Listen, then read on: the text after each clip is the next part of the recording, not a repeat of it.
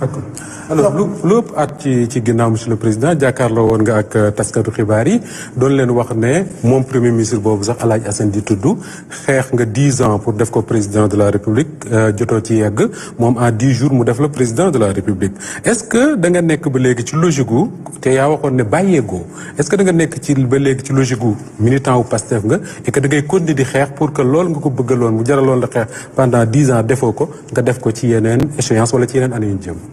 D'abord il faut comprendre que xëy na waxee noonu day réduire mbir mi toujours ci entre man ak moom Pastef c'est une organisation ci 10 ans yooyu mu wax ne maa ngi doon xeex dama jël rek sama cas mais loolu képp koo xamante ne nekk nga membre fondateur Pastef toog Pastef ba fa ñu toll nii xëy na mënoon nga ko wax kon finalement ñu bëri ñoo nekkoon ci loolu rejoint nag progressivement par ñu bëri moo tax li am solo quel que soit moment bi nit ki eggsee Pastef mooy ban apport la am en tant que membre ci biir Pastef wala en tant que allié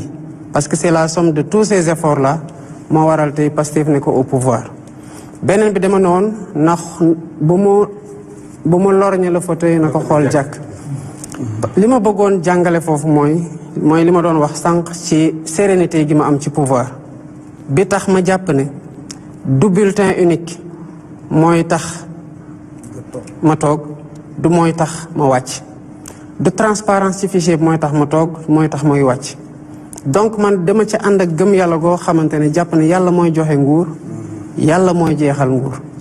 yàlla jox na ma nguur ci anam yu mu ko soobee saa yu ko jeexalee mu jeex bu ko jeexalul du jeex keneen ku mu nar a doon ëllëg ku yàlla di tànn la tamit pour jox la nguur maintenant nañ ko xool loolu effectivement c'est pour que nit ñi xam ne que nekku fi di ma gêner comme quelqu'un koo xam ne dañuy ne attention premier ministre mu ngi loolu ñu fauteuil ñu naan coup d'état rampant coup d'état de bu mu andi genre manque de sérénité ci pouvoir bi je ne suis pas dans ça effectivement nag pouvoir bi bu ñuy def les statuts de Pastef te dinaa ñëwaat léegi ci histoire Pastef dañoo bind ne dañoo bëgg a conquérir le pouvoir par les voies démocratiques conquérir nañu le pouvoir dañ ko bëgg a conserver moo tax ñu wax ne fii ak 50 ans Pastef moo war a toog 50 ans yooyu man du ma fi toog kon fokk mu nekk keneen ci biir Pastef mën na doon moom mën na doon keneen ci biir Pastef wala keneen en tout cas ci suñu bëgg-bëgg gannaaw ndogalu yàlla kon tant que je serai un militant de Pastef su ma fiy jóge ki nga xamante ne moom la parti bi tànn kooku lay jàppale te bu dee moom lay jàppale bu fekkee ne en tout cas ñu ngi ci perspective wu man jeexal na damay dem mënatuma dem parti bi war a tànn kenn beneen bi mooy sama histoire ci biir Pastef Moustapha ce parti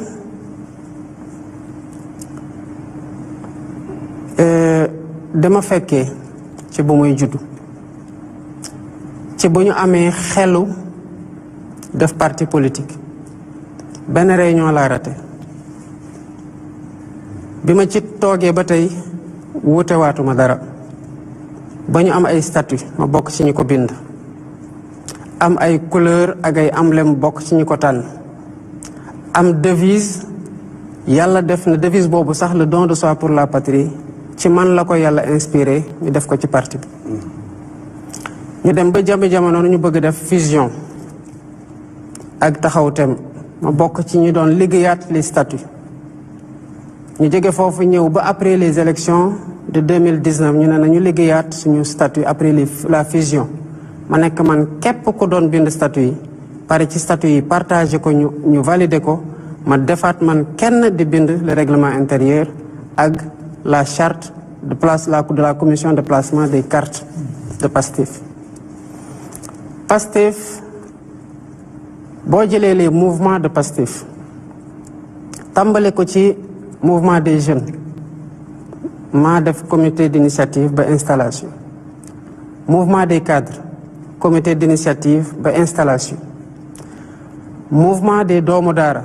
comité d'initiative ba installation mouvement des artisans comité d'initiative ba installation mouvement transporteurs yi man maa commencé woon le comité d'initiative avant ma koy installé yàlla dogal ñu jàpp ma. mouvement des femmes amul woon processus comité d'initiative dañ leen woo ci 8 mars ñu ñëw ñu ne ñëw bi yombul ñu profité ci def installation bi te maa ngi fa woon man maa modéré journée boobu. benn mouvement laa installé wul muy le mouvement des handicapés te def ma fekk ñu jàpp ma. amul benn programme boo xam ne mos na sotti ci biir Pastef bu ma dugalul sama loxo. bu coordonnateur départemental yu ñëwee fii di ndogu si ku mën nuyu jaar naa sa loxo jaar naa sa tur te au delà de yow xam naa ñan ngay liggéeyal ci fi nga nekk. kon sa parti je l'ai bâti de ma main en toute humilité ànd ci ak les patriotes à tous les étages du buñ may jàngal. waaye yàlla def na ñu xeex ci bu ñuy def. l'assemblée générale de Pastef dafa ko université mottali ko ay étudiants man la yàlla dogal ñu nee ma Diomaye defal la feuille de route du comité de pilotage provisoire janvier 2014 décembre 2014 la ñu waroon dem congrès maa ko def man kese maa ko présenté man kese ñu ne parti bi dañu am déficit de notoriété parce que 2012 amoon na ay candidats yu am dara te dañuy renforcer wu fii ak 2019 te il faut que ñu dable ñu ne nañu bâtir parti bi autour d'un individu d'une personnalité ñu jox ko président Ousmane Sonko mu def ci liggéey ju mat mucc ayib am ci mérite particulier mat liñ ko doon doy il faut reconnaître à chacun son mérite. Pastef nag dem nañu ba jëmi jamono parce que maa ngi fàttaliku bu ñuy def la présentation du livre Solution pour un Sénégal nouveau man mii lañ tegoon ci sama loxo l'organisation de cette cérémonie de bout en bout ma ànd ceeg ñoom El Malick ak ñeneen pour ñu motali ko. dañu dem ba dem 2019 ak graduation bi di dem 2018 gars yi commencé tamit bëgg a andi personnification. parce que boobu fekk na leader bi amoon déficit de notoriété mu ngi commencé jël envergure gu mag waaye mu doon ku lucide mu waxoon ne Sénégal soxlawul Messi soxlawul tamit héros soxlawul yonant soxlawul héros lu mu soxla mooy une masse critique de citoyens qui sont conscients des enjeux tout le temps dama ko doon tooñ ne ko yow daal saa yoo defee dara rek foog ma mattali ko masse critique de citoyens bu conscient des enjeux doyul bu ñu amul le courage d'agir en tant que masse critique moo tax dama ko doon yokkal tout le temps une masse critique de citoyens conscients des enjeux mais qui ont le courage d'agir. kon à son corps défendant Ousmane mosul gëm messianisme mosul gëm mbirum guide encore moins guide d'une quelconque révolution. Pastef ci trajectoire bu muy jël nii bu ci waa Pastef jógul dina yàqu. lu tax nga foog ne dina yàqu. parce que bu ngeen fàttalikoo bu ñu leen waxee ne le projet. Pastef rek ngeen di xalaat. te le projet da doon ñëw en complément de le Sénégal n'a pas besoin de Messi ni de héros mais d'une masse critique de citoyens. parce que dañu bëggoon distinguer tout le temps le projet qui devait être dépersonnifié du leader qui l'a incarné à un moment T, quel que soit son mérite et quel que soit njàmbarte.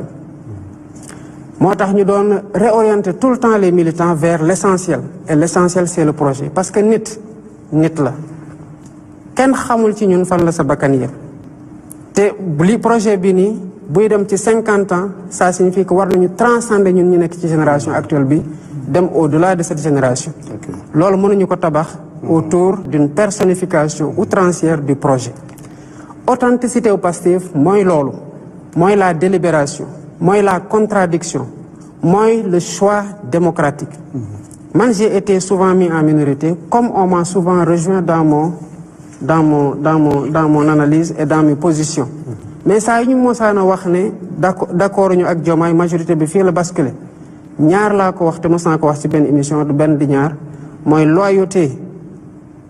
au leader, fidélité à la ligne du parti et au projet. te projet boobu moo tax ay nit sacrifié lu bari muy bakkan muy laago muy liberté ñii seen sëy tas ñii ñàkk seen liggéey ñii ñàkk seen alal loolu ça n'a pas été fait pour les beaux yeux d'un homme, ça a été fait pour la quintessence du projet qu'il fallait protéger à travers la personne qui l'a incarné. Mais on doit toujours tenir à distinguer le projet des différentes personnes qui l'ont incarné. La preuve, moi j'ai été un secrétaire général. Avant d'être secrétaire général, j'ai été coordonnateur du mouvement des cadres. Avant d'être coordonnateur du mouvement des cadres, je n'ai pas occupé de fonction. Mais bi ma occupé la fonction bi yëpp ku ne xam na sama liggéey la woon parce que tous les mouvements yi ma la wax ni man maa ko installé bi ma koy installé je n'avais aucune fonction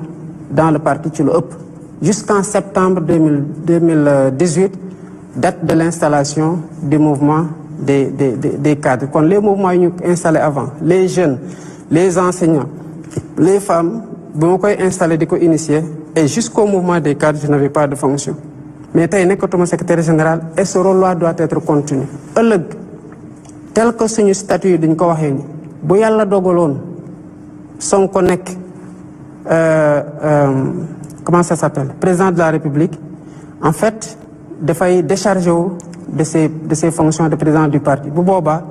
le parti devra se choisir un président qui doit avoir la même stature ba pare incarner le projet kon les cadres qui comprennent cette logique, cette authenticité de Pastef. Les militants de tous bords, même en 2020, bu ñu doon def l'Assemblée générale anniversaire, dañu waxoon ne ku ñuy sargal mooy les militants inconnus. Gis nga boo duggee fii di nga fa gis ay xar kanamu nit ñoo xamante ne dañoo wàcc liggéey ci projet bi. ñu bëri ci responsable Pastef yi koo ci laaj mu sital la tour léegi-léegi boo mooy tudd la jaaral ci benn tour. Il a fallu que ñooñu wàcc liggéey ci waar wa ñu door di xam ndekete ñii pare woon nañu pour joxe seen bakkan kon kooku bu amee ku am mérite le principal mooy ñi ci ñàkk seen bakkan ñoo gën a méritant parce que joxe nañu lu kenn joxul ñi ci tegu mooy ñi nga xamante ne dem nañu ba seen cër dagg ci muy loxo muy tànk wala ñu seen bët tuuru ci te ñu continuer di gëm xeex bi di gëm projet bi gis nga ko bokkal ci ñaari catégorie gi xamal ne yaa ngi ci gannaaw te kon am na lu la fett ci kaw mooy lan moo taxoon sénégalais yi di xeex ñëw jàppale ñu ba ñu jël pouvoir bi c'est parce qu'ils croyaient en un idéal c'est cet idéal-là qui doit triompher devant toutes les ambitions personnelles tant qu'elles ne sont pas alignées à ce projet te loolu c'est le défi de Pastef que les gens de Pastef doivent défendre pour que le parti garde son authenticité. Monsieur le Président foofu laa bëggoon laaj la kon comme yaa ngi considéré wu comme membre de Pastef toujours léegi lu tax nga jàpp ci